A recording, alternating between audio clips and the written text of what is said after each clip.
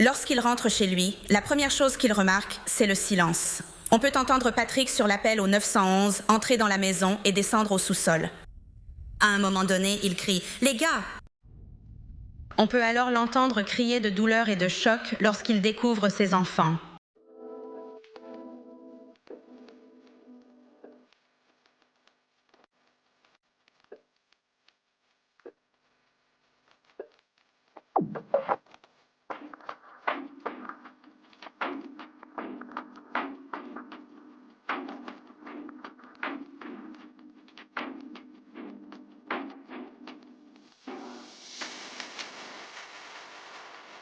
Bienvenue ou bon retour et merci d'être ici. Je suis Cassie et voici A Wicked World. Si vous ne connaissez pas encore A Wicked World sur Patreon et souhaitez soutenir la chaîne, cliquez sur le lien dans la description. Là-bas, vous aurez accès à plus de 40 vidéos exclusives sur Patreon avec de nouvelles vidéos ajoutées chaque mois. L'histoire que j'ai à vous raconter aujourd'hui a attiré l'attention nationale et a également lancé un débat pour savoir si la mère de ces 3 magnifiques enfants souffrait d'une grave maladie mentale au moment où elle les a tués. Certaines personnes pensent qu'elle était malade, qu'elle était simplement très malade et ne savait pas ce qu'elle faisait, tandis que d'autres pensent que cette mère est tout simplement diabolique. Quoi qu'il en soit, 3 précieux enfants ont perdu la vie, des vies qui venaient à peine de commencer. Voici l'histoire de Cora, Dawson et Callan Clancy.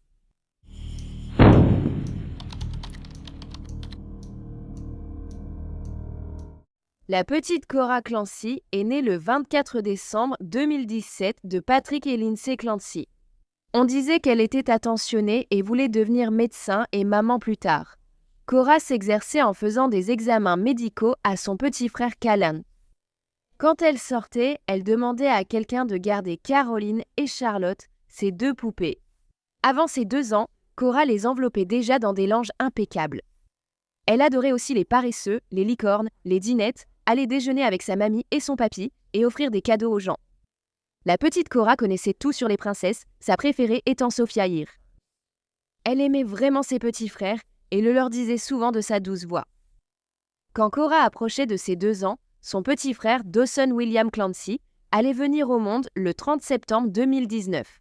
Dawson était naturellement généreux, au-delà de la normale pour un tout petit, toujours prêt à partager ses jouets avec les autres. Pour tout l'amour reçu, il en donnait toujours davantage. Sa qualité principale était une grande gentillesse. Dawson adorait les camions, les tracteurs, les dinosaures, la patte-patrouille, les ouvriers et être dehors. On disait qu'il était intelligent, aventureux, espiègle et qu'il aimait faire des bêtises, ce qu'il trouvait généralement très drôle. Le plus jeune des enfants de Lindsay et Patrick, Callan, est né 3 ans plus tard, le 26 mai 2022. C'était leur enfant facile à vivre et juste un bébé incroyablement heureux et plein de vie, toujours souriant. Ses parents le surnommaient Happy Callan. Il s'asseyait tout seul et attrapait tout objet à sa portée. Callan venait à peine de commencer à dire « Papa » quand son père Patrick entrait dans la pièce. Cette famille de 5 personnes vivait ensemble à Duxbury, Massachusetts. Le père des enfants, Patrick, travaillait à domicile pour Microsoft, tandis que leur mère, Lindsay, était infirmière en obstétrique à Massachusetts General Hospital à Boston. Le 24 janvier 2023, Lindsay a dû accompagner sa fille Cora à un rendez-vous chez le pédiatre parce que la petite fille avait mal au ventre. En rentrant, Lindsay, Cora et Dawson sont sortis jouer et ont construit un bonhomme de neige ensemble.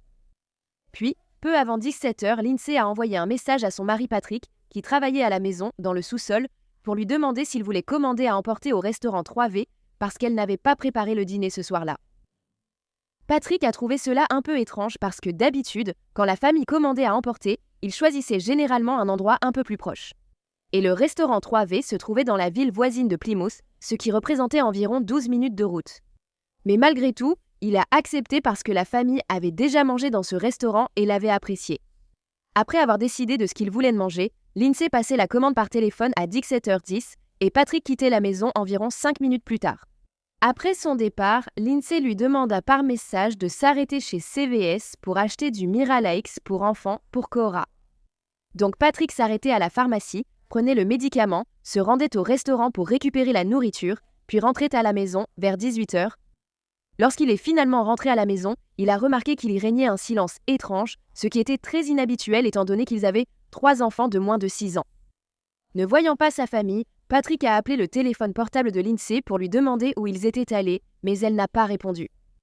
Il est donc monté à l'étage, où il a trouvé la porte de leur chambre verrouillée. Après l'avoir ouverte, il a vu du sang devant le miroir en pied, ainsi que devant la fenêtre qui était ouverte. Patrick a alors immédiatement couru en bas et est sorti dans le jardin où il a trouvé sa femme Lindsay allongée par terre et il a appelé le 911. Elle semblait avoir des coupures aux poignets et au cou, bien que Patrick ait dit à l'opérateur qu'elles avaient cessé de saigner et que Lindsay était consciente. Pendant l'appel d'urgence, on peut entendre Patrick demander à sa femme ce qu'elle avait fait, ce à quoi Lindsay lui a répondu qu'elle avait essayé de mettre fin à ses jours en sautant par la fenêtre. On pouvait également entendre Patrick, lors de cet appel au 911, demander à sa femme où étaient les enfants, et elle lui a répondu qu'ils étaient au sous-sol. Cependant, Patrick n'est pas immédiatement descendu au sous-sol pour vérifier l'état de ses enfants. Il est resté auprès de sa femme Lindsay, car à ce moment-là, il pensait qu'elle était la seule à être blessée. À l'arrivée des secours, Patrick a demandé qu'il reste avec Lindsay pendant qu'il allait voir les enfants. Le père, toujours en ligne avec le 911, est entré dans la maison et est descendu au sous-sol pour les chercher. On entend Patrick entrer dans la maison et descendre au sous-sol lors de l'appel au 911. À un moment, il appelle « Les gars ». On peut ensuite l'entendre crier de douleur et de choc lorsqu'il a trouvé ses enfants. Ses cris paraissaient devenir toujours plus forts et déchirants. Patrick a trouvé chaque enfant avec une bande élastique enroulée fermement autour du cou. Il a retiré les bandes et les a suppliés de respirer. Il a continué à crier de façon incontrôlable et a appelé les policiers à venir au sous-sol. Les opérateurs entendent cela et ils envoient de l'aide au sous-sol. Et quand les secours rencontrent Patrick, ils crient « Elle a tué les enfants ». Cora, Callan et Dawson ont été emmenés d'urgence vers une ambulance en attente. À leur arrivée à l'hôpital, Cora et Dawson ont été déclarés morts. Le petit Callan, qui n'avait que 8 mois, se battait encore pour sa vie et il a été transporté par hélicoptère médicalisé vers l'hôpital pour enfants de Boston. Là-bas, le personnel médical a réussi à relancer son cœur, mais pas son activité cérébrale. Callan a été maintenu en vie artificiellement pendant les 3 jours suivants avant de décéder lui aussi. La mère des enfants, Lindsay Clancy, a été transportée à l'hôpital South Shore, puis dans un hôpital de la région de Boston, où elle est restée un certain temps avec plusieurs fractures au dos et à la cage thoracique. Au moment où la mère a été admise à l'hôpital, on a découvert qu'elle avait 7 médicaments sur ordonnance différents dans son organisme, dont plusieurs antidépresseurs, un stabilisateur de l'humeur et un médicament contre l'anxiété. Apparemment, Lindsay avait beaucoup de difficultés avec sa santé mentale dans les mois précédant le meurtre de ses 3 enfants. Lindsay, déjà sujette à l'anxiété, a déclaré que cela s'était aggravé alors qu'elle se préparait à reprendre le travail après la naissance de leur plus jeune enfant, Callan. Elle avait donc reporté sa date de reprise et obtenu une ordonnance pour l'antidépresseur Zoloft après une consultation en télémédecine avec un psychiatre qui lui avait diagnostiqué un trouble anxieux généralisé. Le psychiatre a prescrit d'autres médicaments à Lindsay, y compris la benzodiazépine Ativan, car le Zoloft précédemment prescrit lui causait de l'insomnie. Lorsque l'insomnie de sa femme a persisté, Patrick a commencé à assister à ses consultations virtuelles avec un psychiatre. Selon lui, il se contentait de demander ses symptômes, puis prescrivait des comprimés. Patrick a également déclaré qu'il avait passé plus d'une douzaine d'appels à différents thérapeutes pour que Lindsay soit vue, mais aucun d'entre eux n'était disponible immédiatement. À la mi-novembre 2022, la mère semblait avoir perdu l'appétit et avait en grande partie cessé de voir du monde. Lorsque l'Ativan cessait de faire effet l'après-midi, Patrick disait qu'il lui arrivait parfois de la trouver sur le canapé, se balançant d'avant en arrière, le cœur battant la chamade. Après avoir passé 2 nuits consécutives sans dormir, Lindsay s'est rendue elle-même aux urgences et a obtenu une autre ordonnance, cette fois pour de l'Ambien. Cependant, l'Ambien n'a pas aidé et Lindsay a commencé à consulter une infirmière en pratique avancée en psychiatrie. Selon Patrick, cette infirmière était encore plus prompte à prescrire à Lindsay des médicaments supplémentaires. Elle finirait par se voir prescrire 7 médicaments au total, dont Zoloft, Ativan, Valium, Trazodone, Klonopin, Prozac et Seroquel. Patrick Clancy avait dit à ses amis qu'il pensait que Lindsay était dépendante aux benzodiazépines. Mais il a aussi dit qu'il pensait que son anxiété était normale et pas grave. Patrick était aussi inquiet que Lindsay fasse un sevrage de ce médicament, disant qu'elle avait les pires effets secondaires possibles, mais il n'a pas donné plus de détails. Lindsay a ensuite été évaluée le 20 décembre 2022 pour une dépression postpartum, mais les médecins ne lui ont pas diagnostiqué cette maladie. C'était un peu plus d'un mois avant qu'elle ne commette ces actes horribles. Patrick dira plus tard à la police que sa femme avait avoué avoir eu des pensées de mettre fin à ses jours, ainsi que des pensées de faire du mal à ses enfants en même temps. Selon lui, un médecin leur avait dit que si elle n'avait pas de plan et qu'elle était perturbée par ses pensées, alors ce n'était probablement que des pensées. Patrick a également déclaré qu'aucun médecin ne l'avait jamais informé des risques de la psychose postpartum. Toujours en difficulté avec sa santé mentale, Lindsay s'est volontairement fait admettre à l'hôpital McLean à Belmont. Pendant 5 jours, à partir du 1er janvier 2023. Lorsqu'elle est sortie, aucun document ne lui a été remis et elle n'a pas été considérée comme un danger pour elle-même ou pour autrui. Selon l'avocate de la défense de Lindsay, dans les semaines précédant le meurtre de ses enfants, elle se sentait détachée et insensible envers eux, et elle était incapable d'exprimer de la joie, de la tristesse ou même de pleurer. Même si beaucoup pensent que Lindsay souffrait d'une psychose postpartum lorsqu'elle a tué Cora, Callan et Dawson, certains éléments pourraient révéler dans cette affaire une vérité très différente et bien plus terrifiante.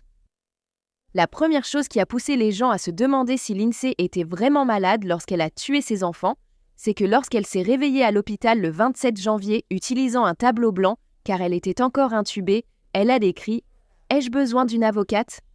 La mère savait qu'elle avait tué ses propres enfants et elle avait la lucidité et la compréhension nécessaires pour se concentrer sur la protection de ses propres droits et intérêts. Lindsay allait même contacter son mari Patrick depuis l'hôpital. Le 5 février, elle a appelé son numéro, mais il n'a pas répondu et elle lui a laissé un message vocal pour lui dire qu'elle l'aimait. Le lendemain, Lindsay a utilisé le portable d'un médecin pour appeler son mari, qui a cette fois répondu. Au cours de leur conversation, Lindsay lui a dit que lorsqu'il avait quitté la maison le 24 janvier, elle avait tué les enfants parce qu'elle avait entendu une voix et avait eu, je cite, un moment de psychose. Patrick avait demandé à Lindsay quelle voix elle avait entendue et elle lui a dit qu'elle avait entendu la voix d'un homme lui disant de se suicider et de tuer les enfants parce que c'était sa dernière chance. À ce moment, allongée dans son lit d'hôpital, Lindsay Clancy était inculpée d'étranglement, d'homicide et de coups et blessures avec armes dangereuses. Elle comparaîtrait depuis son lit d'hôpital et a plaidé non coupable des charges retenues contre elle. Lindsay était également désormais paralysée de la taille vers le bas. Elle a ensuite été transférée à l'hôpital d'État de Tewksbury, où elle a dû rester 6 mois pour des soins de santé mentale approfondis. À présent, l'avocate de la défense de Lindsay soutenait qu'elle avait été gravement surmédicamentée par des psychotropes et insuffisamment traitée pour ses troubles postpartum dont elle aurait souffert dans les mois précédant les meurtres. Elle avait cherché sur son téléphone l'itinéraire de la maison jusqu'au restaurant 3V afin de savoir combien de temps son mari serait absent, ce qui semble indiquer une certaine préméditation. Cependant, Lindsay affirmait qu'elle avait seulement vérifié la durée du trajet parce qu'elle craignait que Patrick soit coincé dans les embouteillages aux heures de pointe. Une fois que Patrick était arrivé au CVS ce soir-là pour acheter les médicaments des enfants, il avait appelé Lindsay à 17h33, mais elle n'a pas répondu. Cependant, elle l'a rappelé une minute plus tard et l'appel n'a duré que 14 secondes. D'après Patrick, il n'a eu aucun problème à communiquer avec elle et l'appel était tout à fait normal. Cependant, il a mentionné qu'elle semblait occupée à faire quelque chose. Donc, si elle était en pleine psychose, aurait-elle pu répondre au téléphone et agir de façon complètement normale pendant l'appel ? À ce moment-là, elle devait déjà être en train de mettre à exécution son plan monstrueux.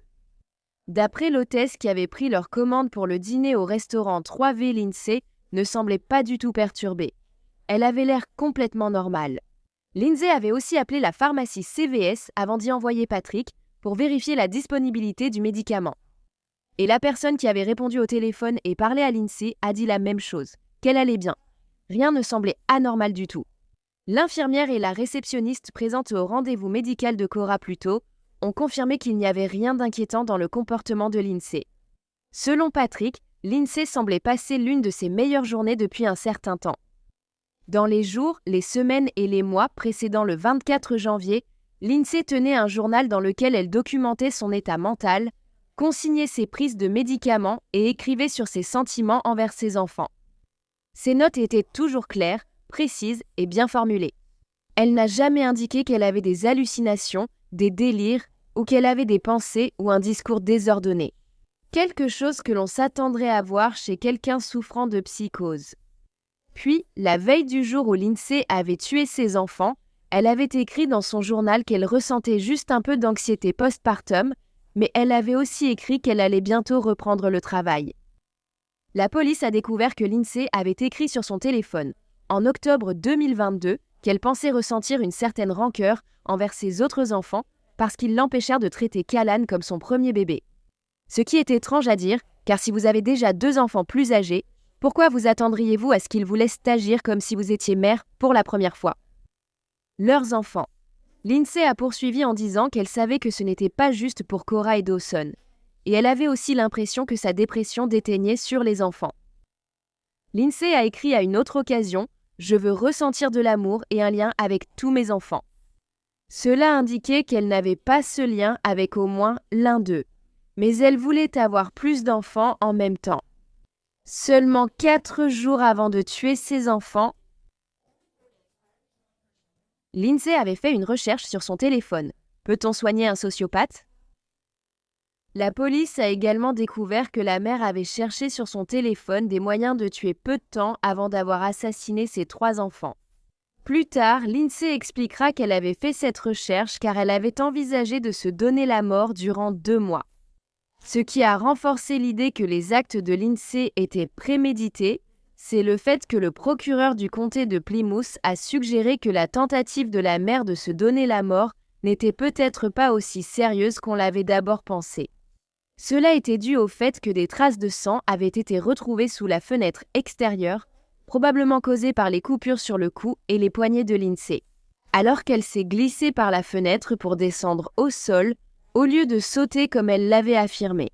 Celles et ceux qui pensaient que Lindsay n'était qu'une mère souffrant de dépression postpartum et qui n'avait pas été correctement prise en charge ont écrit à l'avocate de la défense pour la soutenir. Près de 40 lettres de soutien sont arrivées de la famille de Lindsay, de ses amis et même d'inconnus, tous la décrivant comme une mère aimante et attentionnée. Une collègue infirmière du Massachusetts General Hospital, où Lindsay avait travaillé comme infirmière en obstétrique, a écrit que la mère vivait et respirait pour ses enfants. La lettre affirmait que la priorité de Lindsay avait toujours été que ses enfants se sentent aimés, en sécurité et heureux. Cette infirmière avait même confié ses enfants à Lindsay ces 3 dernières années. Une autre personne, amie avec Lindsay, a déclaré qu'elle restait convaincue que la plus grande joie de Lindsay était d'être maman et de voir ses enfants grandir.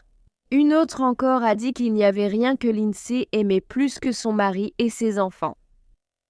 Une cagnotte GoFundMe a été créée pour la famille peu de temps après la mort de Cora, Dawson et Callan, afin d'aider Patrick à payer les frais médicaux et les frais funéraires pour les 3 enfants. Sur la page de campagne, Patrick parlait de ses enfants et demandait aussi au public de pardonner sa femme, comme lui l'avait fait.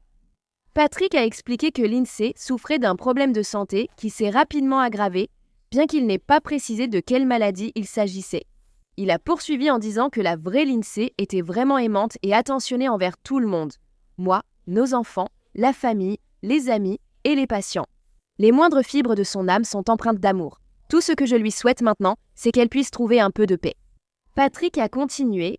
Le choc et la douleur sont atroces et incessants. Je pense constamment à eux, et avec le peu de sommeil que j'ai, je rêve d'eux en boucle. Cora, Dawson et Callan étaient l'essence même de ma vie, et je suis complètement perdue sans eux.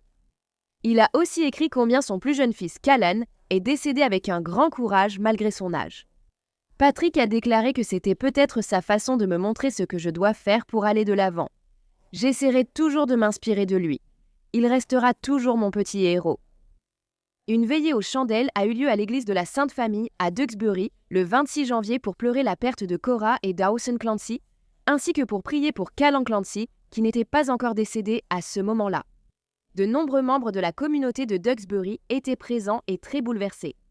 Des funérailles privées ont ensuite eu lieu le 3 février 2023 à l'église Sainte-Marie de la Nativité à Scituate pour Cora Clancy, âgée de 5 ans, Dawson Clancy, âgé de 3 ans, et Callan Clancy, âgé de 8 mois. Un service commémoratif a également été organisé pour les 3 enfants à Duxbury, exactement 1 an après qu'ils ont été tués. Leur père, Patrick, qui avait entre-temps vendu la maison familiale à Duxbury et déménagé à Manhattan, est revenu au Massachusetts pour assister à la cérémonie. Le père a également couru le marathon de Boston en mémoire de ses enfants. Après avoir franchi la ligne d'arrivée ici sur Boylston Street, il était très ému. C'était son premier marathon et il dit que cela a été thérapeutique pour lui. Il a maintenant récolté tout cet argent pour Boston Children's, l'hôpital qui a soigné son plus jeune fils. Mais malheureusement, aucun de ses 3 enfants n'a survécu. Sa femme est accusée de leur mort. Ils avaient tous moins de 5 ans et aujourd'hui, il a couru pour leur rendre hommage. J'aime mes enfants. Ce sont des personnes formidables. Ils avaient beaucoup d'amis. Tout le monde les aimait. Et ils ont eu une vie courte, mais ils ont vraiment eu une belle vie. Il est évident combien Patrick Clancy aimait ses enfants. Il a aussi expliqué vouloir courir son premier marathon comme une forme de thérapie. Et alors qu'il parcourait ses 42 km, il a dit que tout le long du parcours, tout le monde scandait son nom, même si son nom n'était pas inscrit sur son dossard. Donc beaucoup de gens savent qui il est. Beaucoup de gens sont là pour le soutenir. Il avait aussi le soutien de ses 3 enfants. Il portait le nœud de sa fille, ainsi qu'un bracelet et un brassard de ses 2 fils. Donc, ils étaient avec lui lorsqu'il a franchi la ligne d'arrivée aujourd'hui. Patrick a récemment accordé une interview en octobre 2024 dans laquelle il a dit qu'il n'avait jamais été marié à un monstre, mais simplement à quelqu'un qui était tombé très malade.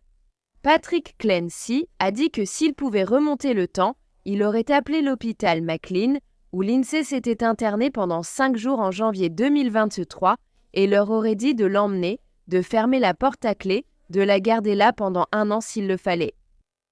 Après que Patrick et Lindsay aient parlé au téléphone, lorsque Lindsay était à l'hôpital, ils sont restés 6 mois sans se parler. Mais Patrick a fini par recontacter Lindsay pour son 33e anniversaire.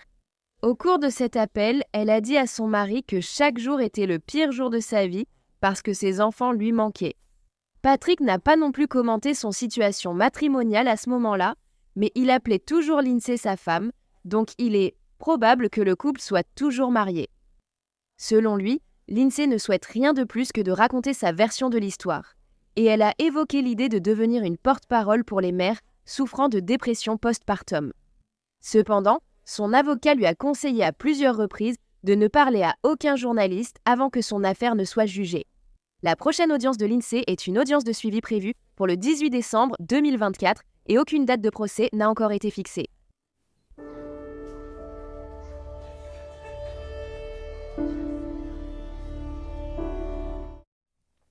Eh bien, merci d'avoir écouté l'histoire de Cora, Dawson et Callan aujourd'hui. Cette affaire est difficile, mais Lindsay semblait agir tout à fait normalement jusqu'au moment où Patrick a quitté la maison ce soir-là. Alors, quelles sont les chances que pendant les 45 minutes où il était parti, Lindsay soit soudainement tombée en psychose et ait tué les 3 enfants? Je suppose que c'est possible, mais alors, comment a-t-elle pu répondre au téléphone et parler à Patrick pendant qu'il était chez CVS sans laisser paraître que quelque chose n'allait pas du tout? Comme si elle essayait de cacher ce qu'elle était probablement en train de faire à ce moment-là. Qu'est-ce que tu en penses?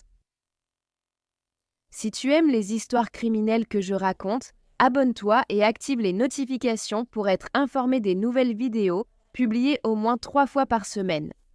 Merci d'avoir regardé A Wicked World. À bientôt, prenez soin de vous. Salut! Merci à tous les mécènes d'A Wicked World.